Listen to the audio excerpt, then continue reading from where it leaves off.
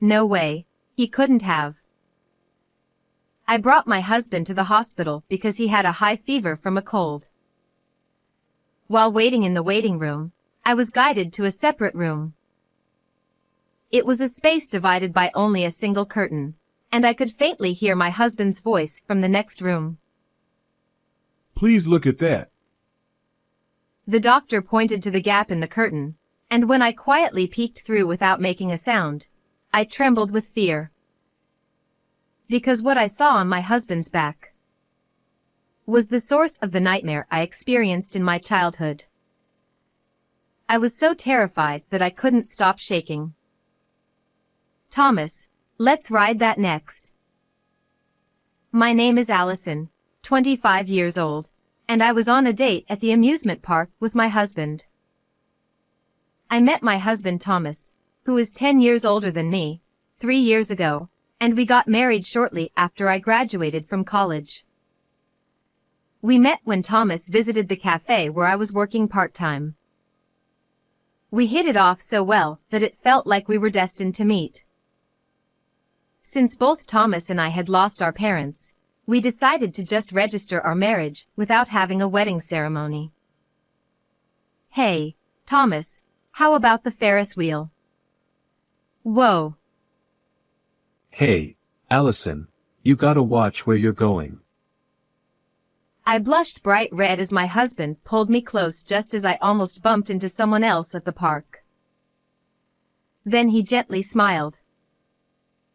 I was crazy about Thomas, seeing him as a reliable older man. However, he never expressed a desire to have children with me. In fact, my husband never wanted to show me his body, and we never had sex while dating or even after marriage. As someone who wanted children, I couldn't accept his reasoning that he wanted to do it at the right time. I was curious why he was so reluctant to show his body, so I tried various ways to coax him into it. Hey, how about we go to this pool? It has a hot springs facility too. They say it's really fun. No. Sorry.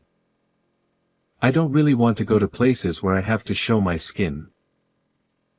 Indeed, Thomas seemed to be uncomfortable with showing his body. Actually, I suffered severe burns on my body in a fire in the past, and I don't want people to see it. Seeing my worried expression, my husband seemed apologetic as he finally explained the reason for the first time. Upon hearing that, I felt embarrassed about my previous remarks. I see, I didn't know. I'm sorry. I was so thoughtless to keep asking. No, it's okay. You didn't know. He wore his usual gentle smile. Feeling reassured by his response, I stopped trying to push Thomas into uncomfortable situations from then on. However, there was another concern on my mind. Thomas, I'm thinking of taking on a part-time job to repay my university scholarship. What do you think? That's not a good idea. Why not? I tilted my head in confusion and Thomas covered his mouth with his hand, looking as if he had made a mistake, and fell silent. There was a pause for a while, and then he scratched his head, looking embarrassed. I don't want you to go out too much, Allison. Why not? Because you're pretty, Allison. I want to cherish you and keep you safe from others. At that moment, I chuckled it off, thinking it was endearing possessiveness. So I'll take care of paying off your scholarship instead. Oh no, you don't have to do that. It's okay. In exchange, I'll leave household chores to you. Thomas's kind words motivated me even more to take charge of the household chores. On one of those happy days, my husband suddenly developed a high fever. Wow, you're sweating so much. Thomas, Let's change your clothes. I can do it by myself. Could you please leave the room for a bit? I don't mind the burns. However, the moment I tried to help him with his pajamas, I do mind. suddenly, in a tone of voice I had never heard from him before, I was forcefully kicked out of the room. I wonder why he really doesn't want me to see his burn scars that much. Now I'm even more curious. I diligently nursed him, but his fever wouldn't go down, so eventually, I took him to the hospital. It was a hospital run by our family doctor whom I had been seeing since I was a child, and I thought my husband would feel reassured there. While Thomas was undergoing examination, I waited in the waiting room, checking into my wallet. Suddenly, someone spoke to me. Allison, may I have a moment? Dr. Gibson, what's the matter? The person who spoke to me was Dr. Gibson, my family doctor. He was a 52-year-old veteran, managing the hospital as its director. He led me to a room separated by curtains. There, Dr. Gibson whispered softly to me in a low voice. On the other side of this curtain is where your husband is being examined. Huh? Why was I called here? Please take a look at that. The doctor pointed to the other side of the curtain. I quietly peeked through the gap in the curtain. There, I saw my husband's bare upper back. Wait. No way. I trembled with shock and fear, desperately holding back a scream. It was the very source of a nightmare that had happened in the past.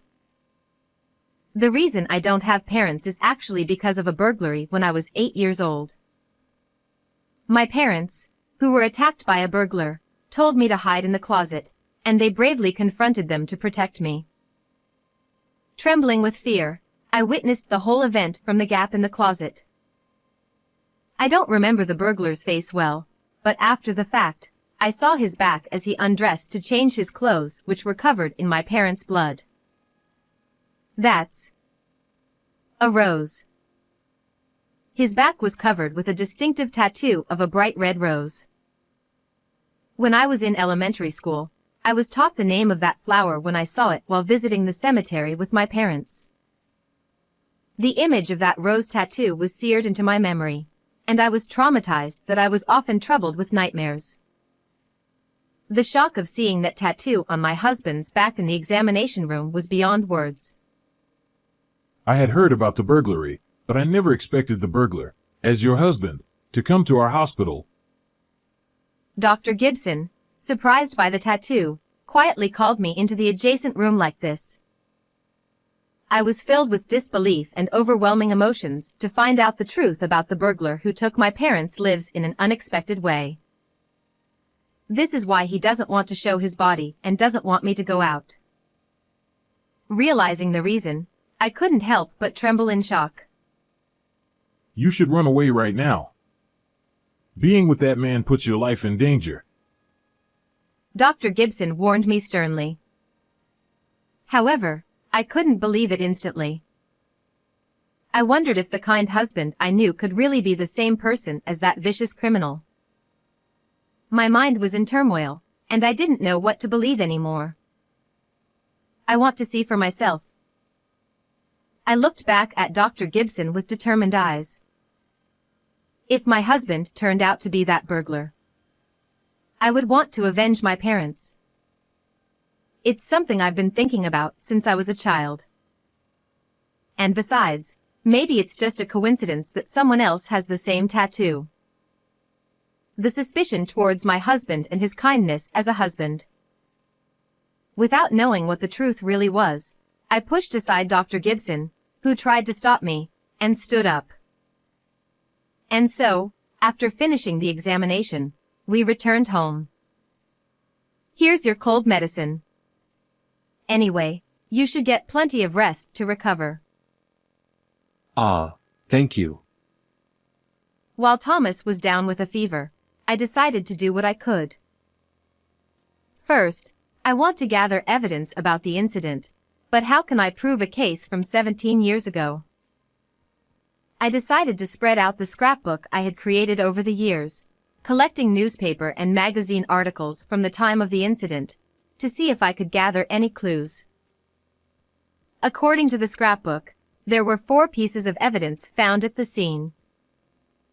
A knife used in the crime, a t-shirt covered in my parents' blood, a towel believed to have been used to wipe off blood from the body, and my eyewitness testimony as a child about the man with the rose tattoo on his back.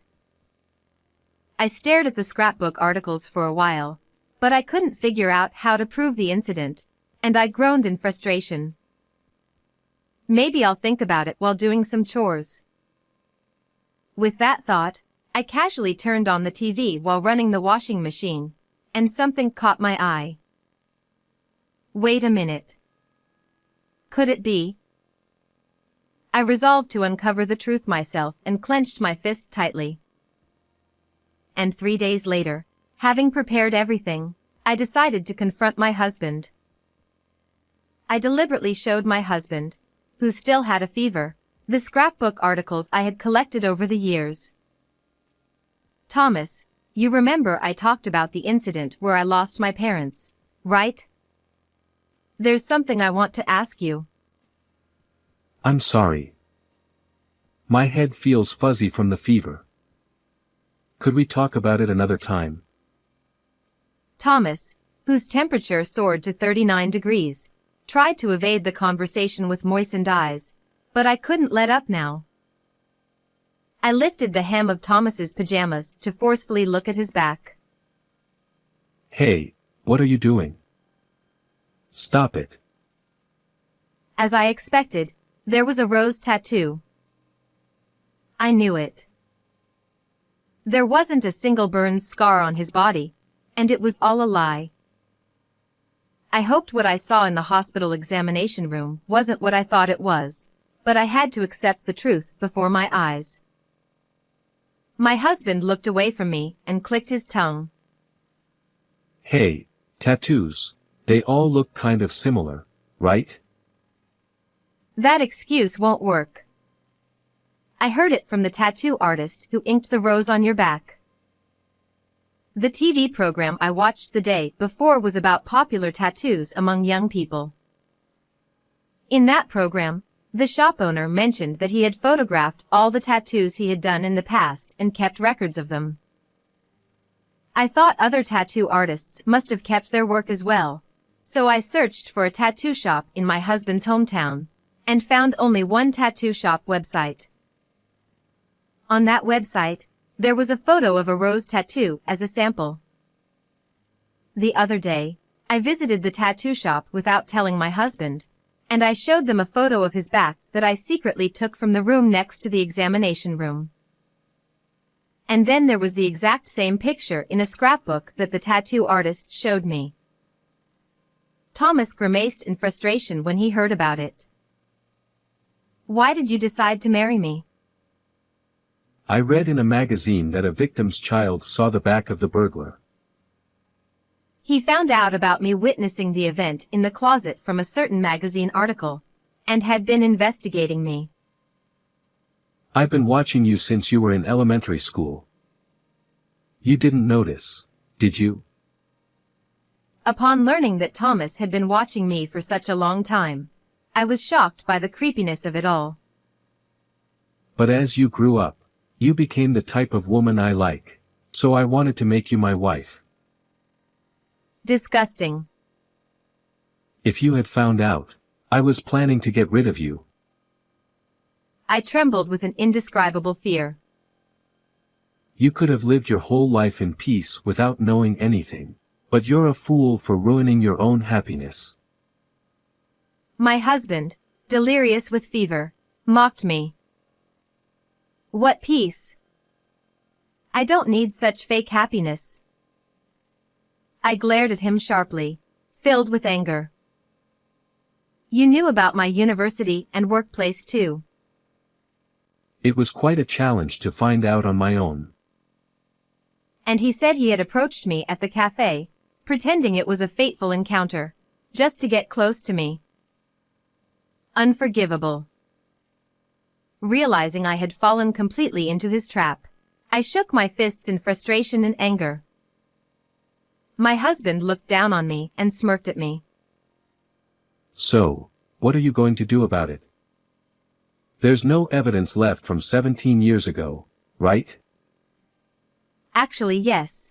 I've already taken steps to corner you. I had kept a firm piece of evidence to confront him with. Is that a towel? The towel I used to wipe the sweat from my forehead while nursing you. You scrubbed your face with it, didn't you? So what? Thomas looked puzzled, waiting for my answer. Fine, I'll tell you.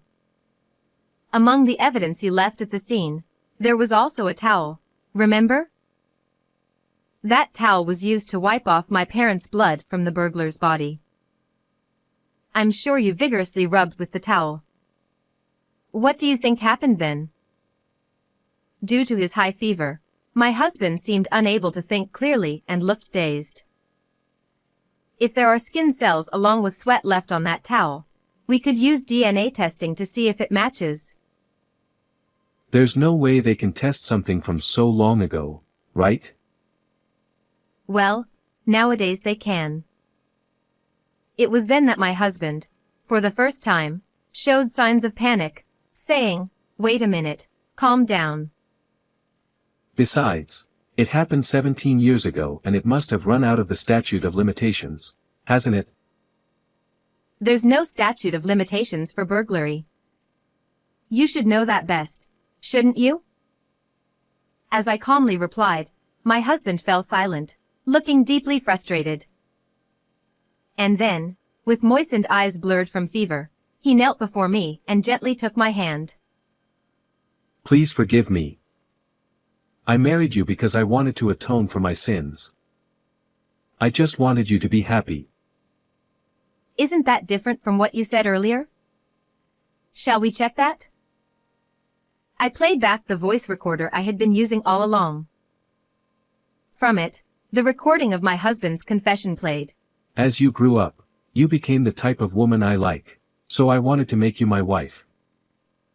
When did you? I forcefully shook off his hand.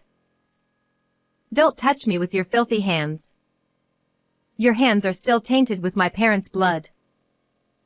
Thomas, looking pale, trembled with his head down, and then suddenly started laughing, shaking shoulders. Ha ha.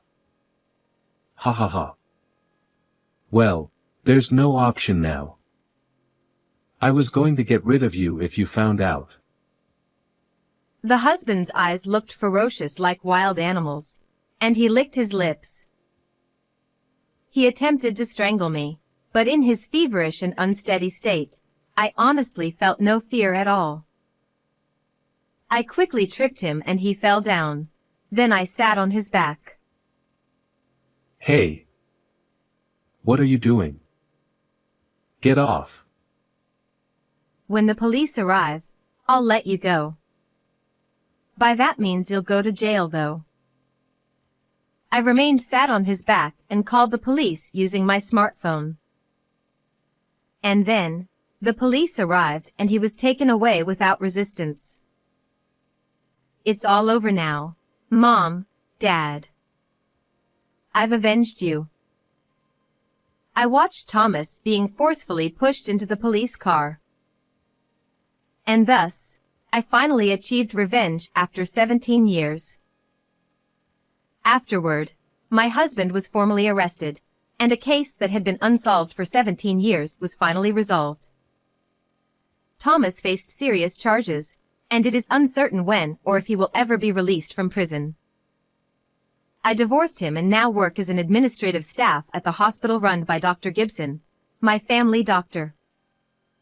He has known me since I was young and has been kind to me, and gradually healed my emotional damages. Dr. Gibson introduced me to a young doctor, and we're currently in a relationship with marriage in mind. The real part of my life has only just begun. I will push aside any misfortune and live resiliently.